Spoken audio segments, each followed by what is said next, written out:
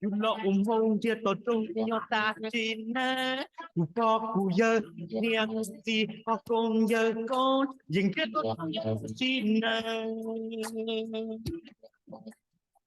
วันนอชิลูเฮาชิเกตูปืออีตูตุนรอลูตุนดาดาลูตุยาวโอลุเนยกาเสียตู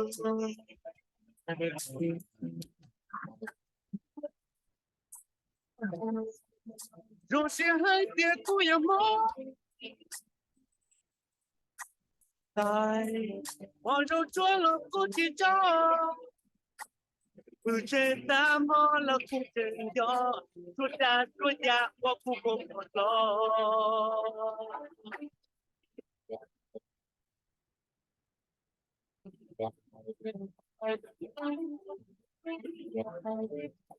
อีกช่วยจีนลูจิดีของลูนงซอกีตีนนงจ่าไปตอนจะหาลูนงปัวชัวทุกเกียรติทุกเกียรติหา有不多干，我就发到老八婆，学姐包学多，那得多太得，我路能有把地干耶耶。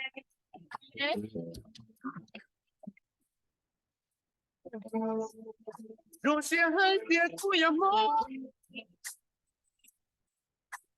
在我就做了不去找。不知道么了不真哟，说呀说呀，我不过我喽。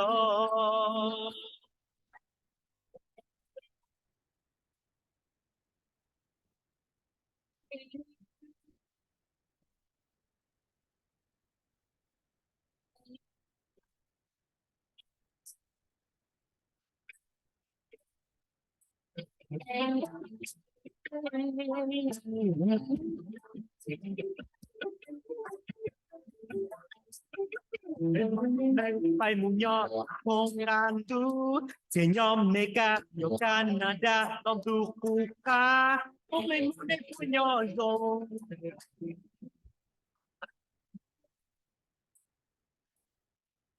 ดูเสียให้เดียกูอย่ามองตายว่าเราช่วยเรากูที่เจ้า不知道么了不真哟，说呀说呀，我不过我喽。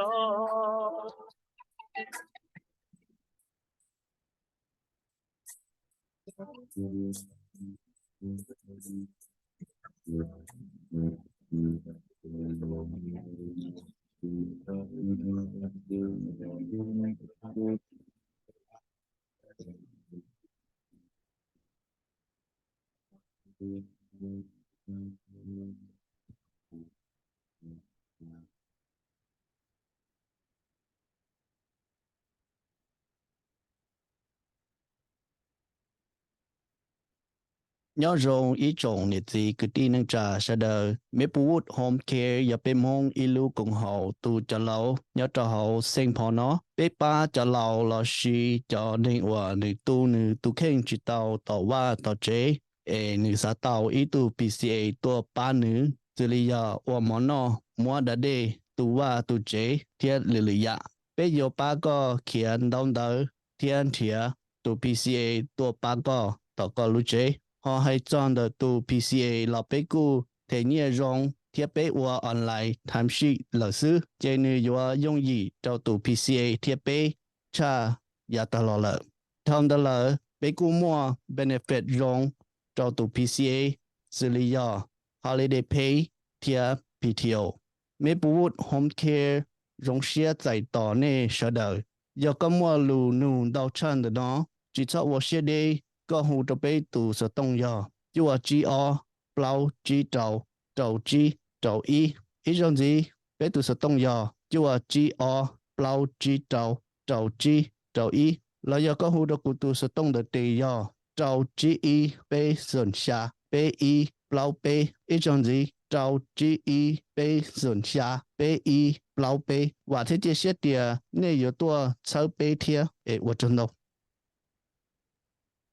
nhớ rằng sai chúng chỉ có tên là cha trong bắt chuột nhớ vào là chế nó nói ya nó cầu ý lý đi ở xong ở phần cái bây giờ nó thi bao để cho cái và hậu lửa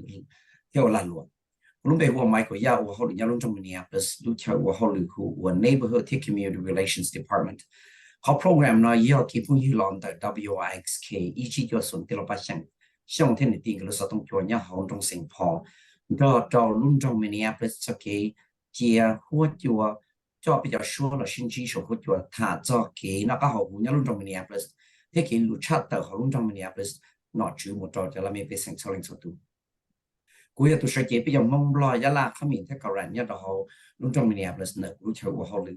họ program nó bây giờ sẽ thả sinh chỉ cho số hỗ trợ nó New York là một thả cho snow emergency là giờ thả cho ba cái tiền lũ chạy nhung sư họ và到了要待了要 snow 老了，给隆中 Minneapolis 到些几十末 snow emergency 了，北有当巴的家我要被省，那边被省是的还只还早给我那好车在给有扎车车在给要叫车这车里那个天里是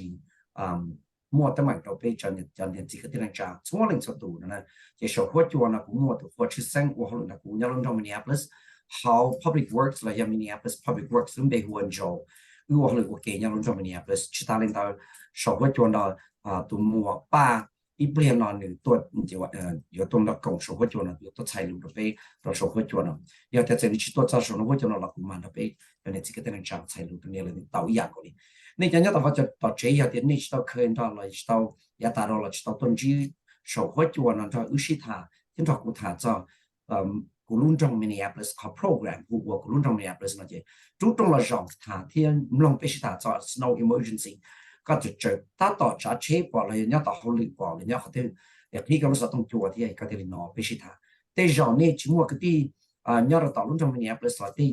啲路俾是他，啲人路你估巴到到那啲，好像啲剛好只人家倫中 Minneapolis 也是剛好冇嘢自己啲那揸，紅葉實在人家倫中 Minneapolis， họ có một路nó pha một trò kia đó các chuyện này của nhau trong Minneapolis hay tiền nhau trong Minneapolis nên mua ra chỉ cho lúc cho chồng lúc nó xịt thả là một trò để cho nên chỉ có tên là trả thì cho nó chủ nhau trong Minneapolis để cho nên chỉ có tên là trả sẽ làm cho bị xịt thả số của chỗ nào cũng có thọ giải tỏ từ phương you Joe cho City Minneapolis Public Works. I want to welcome Joe from City Minneapolis Public Works on Hmong Radio WIXK 15908. Please welcome Joe. Introduce yourself. Thank you, Michael. Yeah, as you said, my name is Joe Paumen. I'm the Director of Transportation Maintenance and Repair here at the City of Minneapolis. And a big part of my job, especially as winter comes, is dealing with snow plowing and snow emergencies.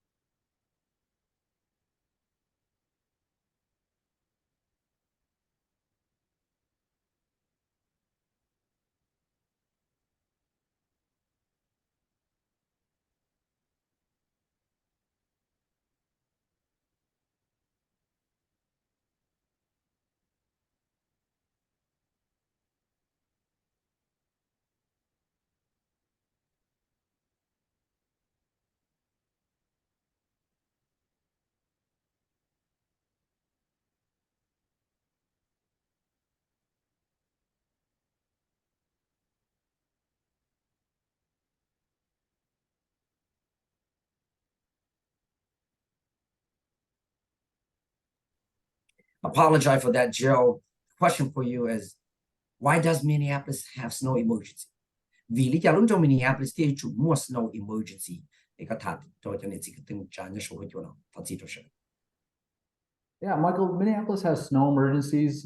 Well, actually, our plows are out a lot when it snows, not just when we have a snow emergency. Throughout the winter, our crews are out most of the time plowing and treating streets to make them more drivable. A snow emergency is declared when a significant amount of snow falls, when a lot of snow falls. And then we plow all 1,400 miles of streets and alleys in Minneapolis over the following 3 days. Now, the only way that we can plow the streets completely is to get parked vehicles out of the way.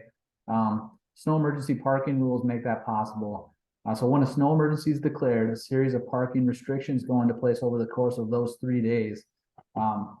Each of the 3 days of a snow emergency has different parking restrictions. That gives snowplow crews the ability to get to all parts of the cities and to keep, vehicles moving safely. Cho kế là một của kế nhớ rồi luôn trong Minneapolis lúc xưa họ snow lòng muốn nông tàu là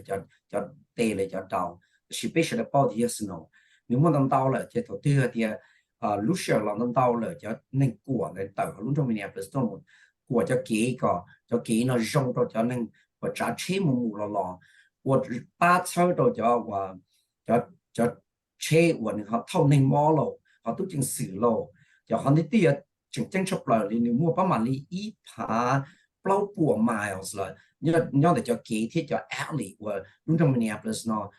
yếu chủ tàu của thiết tàu chế cả cho snow là sống một lần tàu nếu mua bay nút trong lúc trong yếu chế giờ vì hiện tại thiết lý mua snow emergency cho nên là cho kế chế và chế khiến là yếu tàu mất cho snow nó cầu cả đủ đại độ ở xa tí gì thiết lý và cho thầu cho snow emergency là yếu thì thầu và thì mua kế我把使用领导是弄到位，叫车木知道了，这里叫车里木到，就弄成Minneapolis头用领导了，就那个我只有这个车的啊，这个车个叫车是弄领导了就，那这里就是多过，叫车多过了，这过到一个叫给那这路带都是了，刹车都必须了，到我是了到木了了。So what are the parking rules for 3 days? You talk about 3 days of the snow emergency. What are the parking rules? Cho我给主在车天这车我背路不那个谈的呢，你还叫什么呀？ Sure. When we decide we're going to declare a snow emergency, we always declare by 6 o'clock at night, 6 p.m. to give everyone enough time to move their vehicles. On day one, the first night of the snow emergency, city plows the streets designated as snow emergency routes. These routes are marked by red snow emergency signs and blue street name signs. And on that day one, drivers can't park on either side of those streets. Day one lasts from 9 o'clock at night, 9 p.m. to 8 a.m. the following morning. On day two of the snow emergency, drivers plow the even sides of the streets as well as the parkways. So drivers can't park on either side of those streets or parkways. You can tell the even side of a street by looking at the property addresses. The even sides end in 2, 4, 6, 8, and 0. You can download the city's snow emergency parking rules phone app to view an interactive map that will show you where you can and can't park during each snow emergency. Again, day two begins at 8 a.m. the day following the snow emergency declaration and lasts until 8 p.m. that night. On day three, we plow the odd sides of the streets. So similar to the even side, drivers can't park on those odd sides, and those are, marked with house addresses that are 1, 3, 5, 7, and 9. The day three parking rules start at 8 in the morning at 8 a.m. and last until 8 p.m. One more thing, once a street's fully plowed, you can park there even if the snow emergency parking rules are still in effect. A fully plowed street means that it's plowed completely as wide as possible, kind of from curb to curb, the whole street's plowed out. Plows may come through more than once, so make sure that it's fully plowed as wide as possible before parking. I saw the pain who now when there's only now. Oh, bây giờ nên tôi mua cầu cho snow nó tao được cái gì nữa chỉ có bí thuật trong một trong tu em muốn sử dụng cho chuan chân để chỉ có thể năng trả chế là cho chế tạo thì nút thì nữa nút thì giờ thật thằng mò và cho cầu cho cái có đủ đại rồi cho chế chế kia một cái lo thì cho kế nó này mua cho bay tí và liên liên sau thì snow emergency sign thì cho tới giờ này chủ và bao ở này sát cho kế trong đó họ cho CCC或者 blue street name sign nó là cho我 CCC 就掰的那，人 nu thì y 呢就个做个叫车的叫给的上的知道呢，nu thì y 到就等程度才一等神早就nu 当地到这个就知道。nu thì all snow emergency 呢要到了要点为的，我叫 snow 那到背后 snow emergency 那路线叫 snow 到这种的，因为叫那驾车呢，了叫那我多么过的车呢就叫。我鸟啥给我叫累贼呢，叫累能贼呀，叫累哦，你哭呢，累哭，你哦，我不我照顾你呢，叫到这要叫我个就知道了上头的，这叫给 parkways， 那叫给收过 parkway 那这个就知道呢，这叫给累哭。因为大家个出晒好个的包的啥的啥累哭啥的啥我累气呢，你把它个的还哦不照送过了，就领导就叫给你叫累哭呢。họ cho cái một y bê chi xa chua này chỉ chân tới cho lệ khí là chỉ cho thằng đấy chỉ nút y bê này chỉ có cho nó xa cái và lệ khí này chỉ tao này để khi lên đó cái này chỉ có tên là trả sẽ là thì li bao thì thầu mua snow emergency là để cho cái nó lấy yếu tố của nó chỉ này chỉ tao sai không này cho nó sát cho nó cho chết họ thầu thì cho cái nó từ của đủ đại tiền cầu thì cho và cho thì họ sai qua rồi nó chỉ cho cái tiền cầu ở xa thì chỉ là nó chỉก็เจ้าเขาที่เราเตาอย่างเคลียร์ลินแต่เราเนี่ยเอาเนี่ยจีกันเนี่ยที่เราเป้าแต่รู้เชื่อ snow emergency แล้วอย่างที่ว่า snow ต้องเตาไอ้แล้วตัวกูเกลือเนี่ยจุดใช้ชัวเขาเธอวันนี้เจ้าเนี่ยเชี่ยเขาถึงเนี่ยเขาเดี๋ยวต้องจ่ายเนี่ยจะเชี่ยมุมนะ Joe what happens when cars park in the way and the crew cannot plow the snow what happened 要ที่จะเชี่ยวันนั้นจีแต่จะเกย์จะนึ่งตัวกูเกย์กูจะเตาในวันนี้เขาตั้งมันอยู่ยอดอะไร Well, the biggest challenge is when cars are parked in the way. Obviously, our plows can't get through, so and the streets can't be plowed with the vehicles on them. When the streets aren't fully plowed, they're harder to use. It's important to make our streets drivable, particularly for emergency vehicles, ambulances, fire trucks, and things like that. To be able to reach every home and business in the city. So we don't want to tow vehicles, but when vehicles are parked in violation of a snow emergency, they are subject to being ticketed and towed to the Minneapolis impound lot. Lucia thì cho nên tôi của cho kỹ nên tôi làm người tôi là tôi là xử lý tôi cầu của tao cho kỹ vì thì moi cho change được là nó chỉ thằng đấy giờ lấy của tao cho kỹ nó nó như như được cái sở đầu xuất cho và nên trả chế lý xử lý cho trả chế và tụm ba cho nên mua mò và không mò và là giờ cho chếตัวเขาตายvà là giờ thì lùi giá chế tụm ba nhiệt chỉ cái tên trả Luciaต้องการเรา Lucia mua cái xã tàu cái ba nó là gì lưu ăn khí giá thì ambulance thì police car thì cho lùi giá emergency vehicle nó cho nó cho chẳng cái kia này thì giờ thì cho mua cho chế này cho trên chế được cho kỹ nữa là tôi tàu nó gì soạn tàu là giờ thì phần tàu thì nên lúc chế trâu lại ticket giờ là giờ cha nên lúc chế một trong đó lúc trong Minneapolis lúc impound lot nó này khi là nên cho nhiều gì cái này thì bao. So what should I do or what should somebody do if their car is they woke up and walk on the street it's not there it's gone and it's been told what happened what can they do giờ thì cho chế one là tôi chỉ tôi bảo lúc chế là chỉ bảo lúc chế một cái là thế là một trả lại này lấy dụng để trả theo tàu là chế đã không. Well, Michael, if your car is towed for violating the snow emergency parking rules, as I said, it will be taken to the Minneapolis impound lot. That impound lot is at 50 Van White Memorial Boulevard in Minneapolis. It's open 24 hours a day during snow emergencies. The impound lot does accept cash, personal checks, Visa, MasterCard, and American Express. You will be responsible to pay for the ticket and a towing charge, and a storage fee will apply if your vehicle is left at the impound lot for an extended period of time. The towing fee is $138, and these fees help offset the service performed by the towing companies. As I said, any vehicle left at the impound lot for more than a day will also need to pay a storage fee of $18 a day. Drivers are also responsible to pay for the tickets separately. You can call 311 or 612-673-3000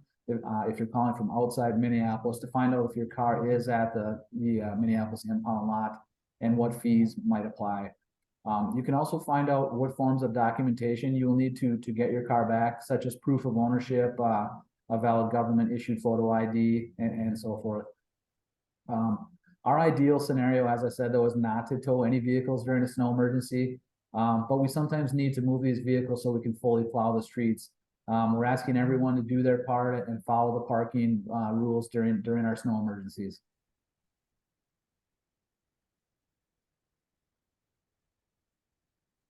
Do hạt tiền các lúc chỉ bỏ luôn cho cha lỡ nó chỉ vì hạt tiền này châu đó họ chơi chỉ do là họ nói thế li mà cha lúc chơi thì cho nên của họ là cho luôn trong cha một trong Minneapolis lúc impound lot nhớ là họ chơi do number chỉ chỉ châu Van White Memorial Boulevard nếu khi này có bao số mong thì giờ thì có lúc chơi bao là chỉ chuẩn phụ một trong đó làใช้การรู้ชีพอย่างนั้นนะอีพลิกมาแค่ตัวสัตว์ตรงนี้ที่ยาลิจ่าชอบตัวสัตว์ตรงนี้เปย์ก็เปย์ละต่อก็เราอีออเราชาเปย์สุนเราอีออเราชาเปย์สุนนะที่ชาเล่นต่อเดี๋ยวก็รู้ชีพเลยจ่าเลยจ่าเหลือนะจีก็ยังตัวเถงนะขอทอนฟรีสแล้วยังขอวันเลยจ่าก็รู้ชีพสิอีพวกเป็นเจ้าหญิงตัวละอย่างที่ก็จ่าก็รู้ชีพต่อชาว่าขอวันเลย我都改个种钱了，这大家按的这一路对在够意的啦，个提 cash 了到，提面做了到，提 checks 了到，是个的 credit card Visa Master American Express card 了到呢，我个的 card 个是话有可能可能这是都个都听了，就叫那要叫你做到包点是了，个你做包点，但那个是到提个 storage fee 了，要么个路车就唔知呢，总之呢，那么八叫那个我好了。我后来这里叫给那贴过到手了，也个ต้องการก็ได้ driver license แล้วอย่างเดียวก็ได้บัตรเทียที่ก็ยังตื่นหน่อยก็ที่ลิงการต่อก็จ่อต่อก็รู้เช่นพอจริงๆที่เตี้ยชับเลยช่องชับเลยมาทอก็เสด็จว่าเดี๋ยวนี้จะใจจืดจ้าเช่เที่ยวเช่รู้เชียวว่ามั่วสนุกต้องเต้าเลยมั่วเตะต้องเต้าเลยอีกก็รุ่งจงเราจะเที่ยวตัวกลัวตัวจะกินเนาะจะชั่วเรื่องชั่วดูเที่ยวต่อสีรู้เชียวว่ามั่วสนุกต้องเต้านะเที่ยวตรงนี้这个等着 Joe, how can I find out if a snow emergency has been declared? I have no clues. I may not have the language skills. How do I find out? We only have to call the Lunch Minneapolis non more gates to J. the Chache, the Lucia snow long down there, the day long down there, the Lunch Minneapolis. Yeah, the city has many tools to find out when a snow emergency has been declared. We recommend putting many of them to use, not just one. The more ways people use to learn about a snow emergency, the more prepared they'll be to do their part, and the less likely that it is that their car will be towed. We have a snow emergency hotline. By calling 612-348-SNOW, you can find out if a snow emergency has been declared. If a snow emergency is in effect, the hotline will have information on that day's parking restrictions that drivers need to follow to avoid tickets and tows. You can also call 311. But just note that 311 is not open on weekends or holidays. You can also go to the city's website, minneapolismn.gov/snow. It will say whether a snow emergency has been declared. On the city's website, minneapolismn.gov, you can also sign up to get notified by an automated phone call, a text message, or an email whenever a snow emergency has been declared. You can like or follow the city's Facebook or Twitter snow emergency accounts to be notified of a snow emergency and to see what the parking rules are. Drivers who have Android devices or iPhones can download our snow emergency app. During a snow emergency, the app will tell them the parking rules for that day. It also has a snow emergency parking map, which allows users to see the parking rules in detail, and they can also enter their address to see, right in front of their house what the parking rules are. The latest version of that app will also now send push notification alerts for snow emergencies. Lunch Minneapolis, no one on the hockey, but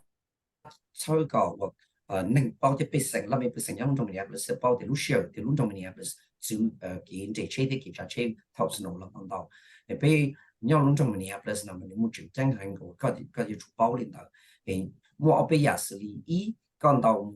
trâu ý ở bếp lau ý snow trâu ý ở bếp lau ý snow nè là giờ con đầu bê ý thì lấy những thì có chỉ là lúc mong là thì có sản thì cũng chỉ là lúc mong sản phẩm mong là sẽ là chỉ tôi nên sản lượng đó có là giờ cái tôi mình nhỏ là báo sĩ computer là giờ số hết cho giờ là một trâu một sai luôn trong Minneapolis lúc website của minneapolis.mn.gov/snow là do thì một trâu hậu luôn trong Minneapolis lúc website này do minneapolis.mn.gov đó thì là nó này text vào tàu thì chúng ta đang nói chào luôn trong Minneapolis hoặc Facebook hay Twitter hay cho snow emergency account là tàu này thì là nó này chào nhiều gì giờ thì có một lúc sao tông Android là giờ thì có một lúc iPhone là có download luôn trong Minneapolis lúc snow emergency app thì lúc học mua snow thì có support thì cái gì lúc em thì nó có tiền nung tới giờ cho chạy ở chỉ hay cho我这车的找车呢，这在很不容易啊，也可以领导到那个我是了。Joe, a follow-up questions on that. On the Android device and iPhone app, does it have the language when it shows people or tells people? Does it come out with different language? Does it have Hmong language in there on there as well, or just English? Hay trong the lúc app nhớ đâu Android thì lúc iPhone đó nè, có support thì của领导nung nói bảo mua snow emergency, thế nung là cho chạy trong cái nó, của领導bảo mua sâu của lũ mông thế hay lũ mông thế. That's a great question, Michael, and I know a lot of our city communications do have Hmong language, but I don't know if the app does for sure. You know, I know a lot of it is graphic and pictures, you know, that illustrate, you know, on the map, but I'll have to check into that and get back to you. Good question. 一个正常的可能因为一个我用很多八都是做到了没被成，我去报考我还得可能比莫用家的辛苦嘛，希望可能嘛大家对了个。So what can people do if they still have more questions about snow emergency? Where can they go? Who can they call? Can they call Public Works? Do you have a Hmong staff that speak Hmong, or how can they get more information? Yeah, thì chẳng những cái tên xã hội cho nó lần long là support thì snow emergency xong ra thì sản bóng chỉ thì sản đó cho nên ít nên thả nó nhớ hậu Minneapolis Public Works để bảo mua ít tu cho nên qua hậu lửa hay lửa mong thế ta nên là lấy hậu thì tế tao lại cho lửa. Sure. Minneapolis 311 can answer your questions Monday through Friday from 7 to 7. You can call 311 in the city of Minneapolis. If you're outside the city, you can call 612-673-3000. If you can't call 311, you can ask to speak to someone in a different language, in the Hmong language, yes. You can also request to have someone from the city attend a community meeting or event and talk about parking and answer your questions. We do enjoy meeting people in the community and want to help all people get around in the winter, follow the rules, and as I said, we don't want anybody to get ticketed. Yeah, giờ có đầu bé ý đồ họ luôn trong Minneapolis cái cái sản đó ít tu hay là không thả là chỉ muốn nên giờ lần đó có thả là xa một sân gió xa tiếng sân gió một thôi xa tiếng tròn tu có và chỉ chuẩn nô li mất được thật gì Monday một sau Friday là giờ thìวันจันทร์một sauวันศุกร์xa tiếng sân gió một thôi xa tiếng tròn tu con đầu bé ýอยู่mộtตัวít tu là một đó có thả và hay bao hay không là giờ con đầu trâu ý ó trâu xa bé phá trâu ý ó trâu xa bé phá thì giờ thì có nhỏ san trâu nữa luôn trong Minneapolis là也可以领导个一好的，第好主要的，北一呢就你就好了，到 weekend 了，也等如果早点天天好了的，天在天末是那 emergency 了，你就我了，也可以领导到你叫我呢，我自己打领导了，也点，个末的天要到，论到你也不是个啥个多讲到，其他也好，那没被省下来的，天他早来点，我是那 emergency 要他去了，个还可以了被有多，我就有天可以了那出来点，你给班也好点。So thank you so much for coming out on Hmong Radio and taking time off your busy schedule at Public Works. We know it's going to be super difficult, challenging, and busy for you guys when the snow starts falling 2 days already. It's cold outside. So thank you so much for coming out. God bless you and take care, and say thank you to all of your colleagues at Public Works on behalf of all of the residents in the city of Minneapolis. What job got their job? Got they got to put you in Public Works. Lucia, not that lost no, didn't you hold in here? More holding them down yet. I don't got to put you holding your Minneapolis Public Works that when each one, when they bought it to work, didn't you Minneapolis? Thanks, Michael. We appreciate you helping us get the word out about snow emergencies. Have a great day. Thank you. You too. Và cho nên cái tên là bên một số li ở bên vì là thì bên mà đã lọ sinh chỉ được số của tôi.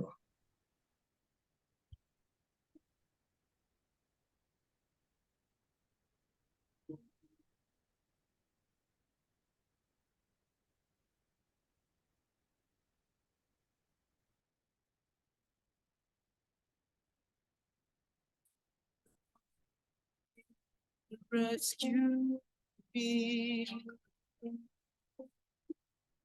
You were the things through my heart. Took my hand and led me through the night. Now I can see the light before my eyes. Cùng nhau lần tiếp cùng相擦，让这落一双这个手路光我。You must have been sent right from the sky into my head. You gave me love, you gave me love. Open my eyes, now I'm so sure you are the one. My heavenly said.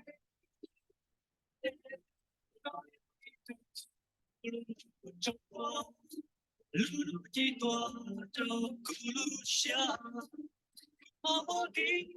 nó cho cô lu, cho cô mơ, cho cô lu, có ya cô tu. Nhớ rằng tu phòng towing yellow company giá chế năng够 mong company called Che called from tractors called Che xin đầu là ya auto body tia glass cho yêu water là they called diesel trucks tia summer trucks tu phòng towing mua cầu ilu tow truck kia năng够 mong tia more license thông pla holu state Minnesota tia Wisconsin belu company có ya ilu tires wholesaler tại tàu tia bay mua lo lu phải chia tia penny hang ya to có yo isu lo là bé cua alignment đâu bút đâu có để có cho lo thiết lý cả một lần đến đấy sau đó nhớ trâu chua gì trâu chi bê gì trâu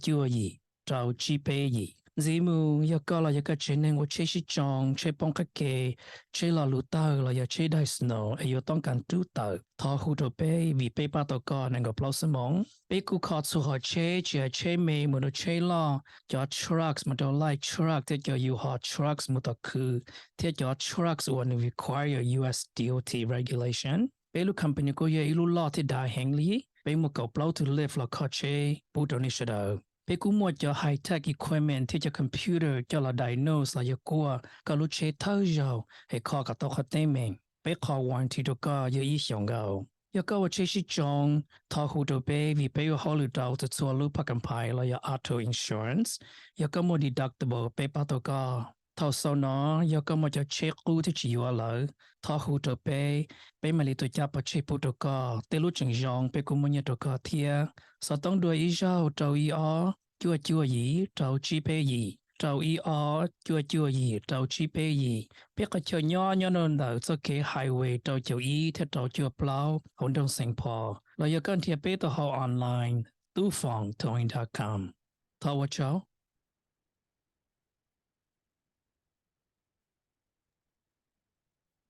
你这个电力车，大家轮转的是他说过叫那子，必须他不打比或是他这给我有到学习，这车电的车路是我路中Minneapolis到走给的车这头路是我弄到了有点老电了到，然后呢是他做到 public works，你知道一度朋友我给到以后我做了。họ tận đây là cũng mua lúa chặt tại họ luôn trong Minneapolis là một trong làm việc sinh kia cái này cái tên là nhà luôn trong Minneapolis là biển cái này sẽ là ý chỉ khi nó cái nhà rộng kia lúa chạy lỏng là thì thái thì sai rồiอยู่ตัวเข่งที่อยู่ชิ้นนึงก็sẽ là mình chỉ khi nó cái nhà rộng lúa chặt tại kia rồi thì lúa trong nó nhàเราตอนluôn trong Minneapolis là ít trong sai tràn nọ chứ giờ thì có chỉ taoเคยจอมเบดอลล์เลยจะต้องนอนในทอเลยพี่ตาต่อยอยู่มุดจอด lúc share sai cha nó chữ lợi đó nè giờ cái nhau lúc trong Minneapolis cái itu sẵn itu bị sai ở cái một trái một sai cha nó chữ là chỉ nhau đó họ một sai cha vấn đề bỏ cái đệm bát vấn đề giờ early vote center nhà nhau đó chúa gì xuống East Hennepin Avenue Louis non là giờ thì Louis chúa là ta kỹ năng kỹ ở bênนู้นnào là thì Saturday một Sunday thì lúc chơi được khi thầu sát tăng sinh trong sao tàu cho từng trong tu nè nó là thiết ta kỹ á họ giờ thì cho Saturday thì Sunday làวันเสาร์ที่วันอาทิตย์นะจีgiờ thầu chúa tăng sinh trong sao tây tăng ta sủ để một bomb bát vấn đề lúc share bomb bát trong chỗ nó你要话，你要一路向我塞下叫那只要弄成Minneapolis。其他领导看到那点路车我到那木bomb bát và vấn đề là要做意思East Hennepin Avenue 的，路สุดท้ายวันที่要路 Monday 路搞一里地招的，那路的要路ว่าวันเต้路有bomb bát。要看领导到那啦，看领导到那，所有人所读的，你睇到下定上章，我做指定程度。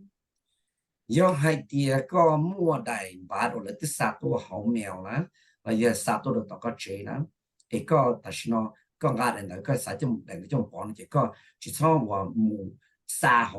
殺到冇 boss 冇 lost 嘅咪殺到家落就點你就去談，一個當家嘅冇做到好，就話我係不太會要做意從 East Hennepin Avenue 的啦，你睇你談都需要，你睇你去揀嘅咧，也有啲。ก็เขาว่าสาเหตุก็สปอนจีนะที่ก็มุ่งจะเขาว่า Minneapolis หรือเว็บไซต์หัว vote.minneapolismn.gov แล้วยังก็หัว PEE นะที่ลิชิบาตองจีสากระเด็นบ้านเราที่บ้านชงเราหมู่ประมาณใส่จานน้องจีเขาที่อ้อยยอดเรารู้ชงเราจะ City Council เลยจะชื่อว่าที่ท่าเช่าของรุ่นจง Minneapolis แล้วที่ว่าตัวจงเมืองเลยจะตัวชื่นจง是他做啥？我你想到都叫尊重，叫业界我你有么叫了冇事，叫隆重只靠隆重，就把到出啥出样呢？要好 propose 要录制到到像我盘那个 blow budget 了，要在我盘那个 blow 叫业用把要1.2 billion dollar， 要1.2 billion dollar 呢？可能 propose 贴叫路上就3.5种的，就叫 tax levy 要12.2%。也可能到这个呢，叫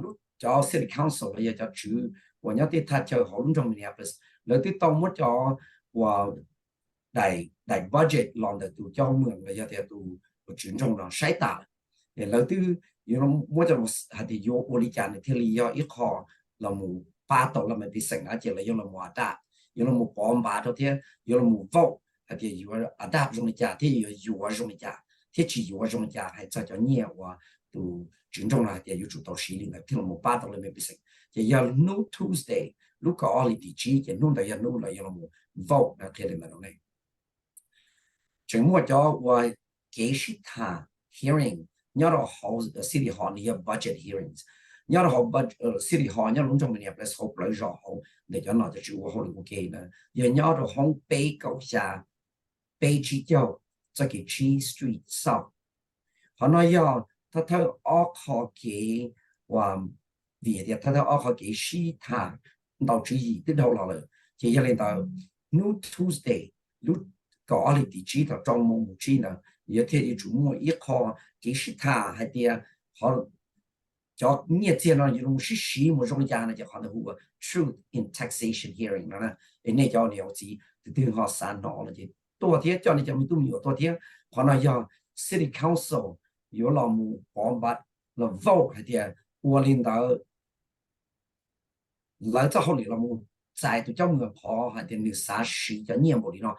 諗住變成咗年冇啲老母只靠lon中，老母8lon中啦，你好冇上嘅，我有啲咁我如果啥他啲個啥限制係做幾好 budget 咧，要幾個年之後啊，度將我嚟有啲度住中，我有lon中嘅嘢本身咯，有冇叫做18做諗住變成我想得想我盤個。เอาผ่านในปล้องเรานี่มุดจอ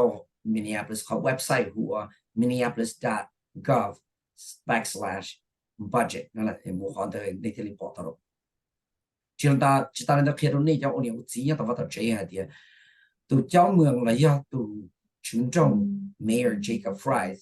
เนื้อเตาเราหมู่น้ำมันเอง to Hennepin County Chief Judge Todd Barnett là một luôn trong tu sở chế là tu commissioner cho community safety cho tận đây nào là chỉ họ nói là tu là một approve này tu là một form này tu là một yếu tố nào là Barnett ya itu wa khởi was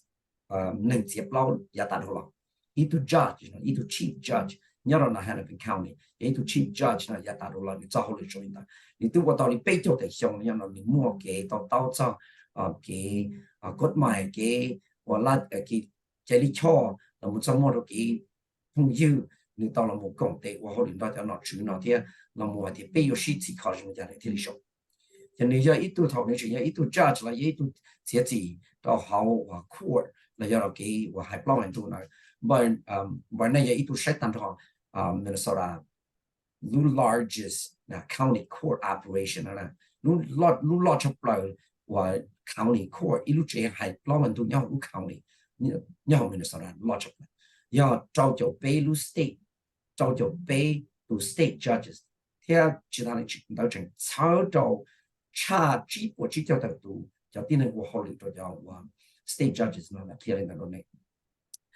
thì bọn này nhiều là lý là lên tàu thơ cho city Minneapolis họ và lu không cả là họ chờ của họ lựa của office of community safety một trâu là gia tăng tên nó kia lên đó này nhiều là một tổ thiết Txwv chỉ lu và chờ của họ lựa department giờ tôi chẳng sự giờ cái tổ là tại bây giờ cho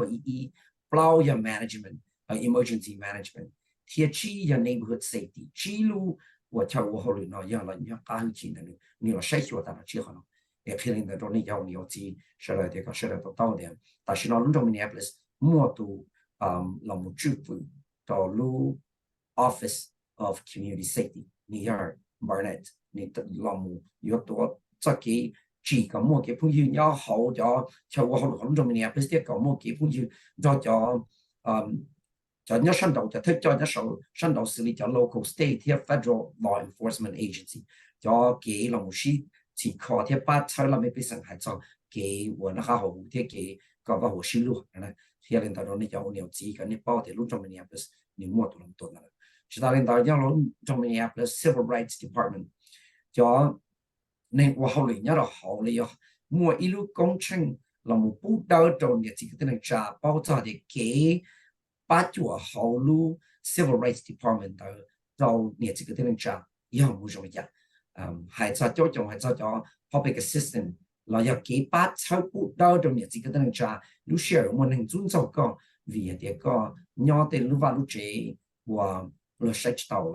là vậy tu chú chế chỉ khó bây giờ là tiền bộ bộ chúng mình ba khó này họ nói giờ ít họ ordinance là ít cho chạy thì they focus on ordinance against public assistance discrimination in housing là giờ chắc chạy là một sau nhiều chỉ cái tên là bút đầu lúc xưa của này nhớ cho theo lúc sách tàu là cho chú chế sách tàu là cho tu vào tu chế sách tàu này là nên nhớ đâu luôn chế bỏ là lúc chỉ khó lúc chế mua cái mỏ cái là chỉ khó là chỉ chua này họ nói giờ chắc chạy đồng ban cho nên chỉ có thể trả nhau trong địa phương thì chúng ta lên đó hay là ban này phong lệ là giờ tôi讲到的有phong lệ là giờ你就chạy ở đây giờ ít tôi nên sâu chỉ nhau trong Minneapolis này trong giờ có我后里呢ก็จะchạy我lúc xưaก็chỉ xin năng là giờ thì có muốn năng chỉ xin năng họ lúc vào lúc chế thì có yêu chủ động xưa họ tự là một ba tu cái nhà có chỉ bỏ lại cái chỉ năng và giờ thì có yêu mỗi họ我当路我赔了一个要问到我的风当路那种呀và giờ thì lúc có我后里luôn nhiều cái chuyện nhiều bé là tiền chỉ thấy có trợ lý cho chạy này那种呀要cho nó cho cái ba tầng cho này thì chúng ta lên đó họ muốn cho cái đó có họ dùng một công ty một đầu tư theo một và ba chỉ có một cái chỉ có cho họ Minneapolis Commission on Civil Rights ya khi đó này thì nhá dùng một công trình nó chủ sĩ nhớ cho lu cầu y lý thì cầu bé giờ nu man đấy cầu y lý thì cầu bé man đấy thảo sát thành trọng tu nhớ rồi tàu Robert J Jones Urban Research here Outreach Engagement Center và Yahoo Nroog năm mới chỉ Austin E Plymouth Avenue nhớ rồi họ lu Plymouth ngủ là Hong của Plymouth nó này để khi lên đó cho lu Yoshita rồi bị thảo bé thành trọng tu nữa cái lên đó nó này bé tiếng chọn tu bao tiếng chọn tu chỉ tiếng chọn tu theo đầu tiếng chọn tu nếu mà bao con bao xia xí thà thì là dùng mà cho lù nó bù đồ nhiệt chỉ cái tiếng trả ra chỉ ta lên đây xong nó thọ cái này cái nhiệt chỉ cái tiếng trả nhau lúc trong Minneapolis tiếng nhau được họ là tôi tao tí gì lúc trong Minneapolis lúc công trình hữu của community connections conference nó xong ở phần này bao nhiêu mua nhau được thầu lúc ở lì tì cầu xa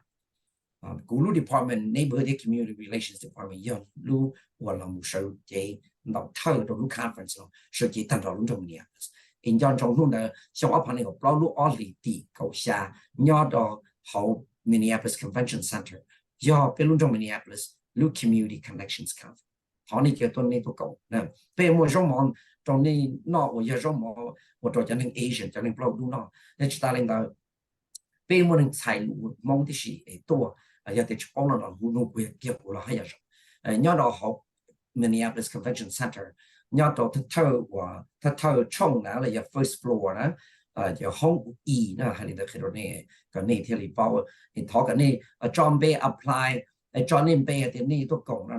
bây giờ bị chuyển đại tại nó trong tôi lúc cổ Oliver thì bây giờ y nè cái này đó này giờ thì sắp bóng gì là giờ hunu cho Minneapolis mn.gov/ccc 老虎實當嘅到到，我哋實當嘅做ERP下可以俾數，做 ERP下可以俾數。其他領導一課程真係到你自己等你揸，但你每一課程真係你話 help save a life，可把就一隻事，你話 Steve's Law，你哋 encourage people who witness overdose to get help。嗱有啲貼把抽到你，我有啲你播。cho nên quân sĩ dân sĩ chuan đào là anh như chỉ có mua lo thế này chỉ cho là kinh chỉ có này họ này làm công sĩ ba nữa để khi có để sĩ ba đi thay cho nên quân họ sĩ dân sĩ chuan đào lên đó họ này họ khi đó này cho nhiều gì đó đó là có nên chỉ khi nó phải cho u cho một lô hàng lên non chỉ này đó nó nọ ya lúc cơ lúc xưa là ya lúc cơ cho cái sĩ thả số của chuột em muốn cho lũ nó chặt ở đó này giờ thì lũ chạy nhau nếu mà lúc xưa always từ của tôi số nó của chuột này ít sao thở lũ từ Thursday thiên lũ Thursday thì bé thì giờ cho chuột lũ Thursday thì ý thiên lũ Thursday thì bé thì giờ hai lũ sau tuần chuột nó hai ổn mong em hai nhớ rồi WIXK ý chỉ cho số để cái này chỉ cái tên trả số nên chỉ cái nó cái nhớ rồi thì nếu mà nó chỉ nên không chỉ sau tuần lũ tôi cũng là tàu cho ERP ở nhà ở gì bây giờ cho ERP ở nhà ở gì bây giờ cứ lúc về vừa mai có giáo họ lên nhau trong Minneapolis họ cho họ lên của neighborhood community relations department thì họ cần nên sẽ chỉ kiến nó không nhau rồi xin chỉ đồ lên nhé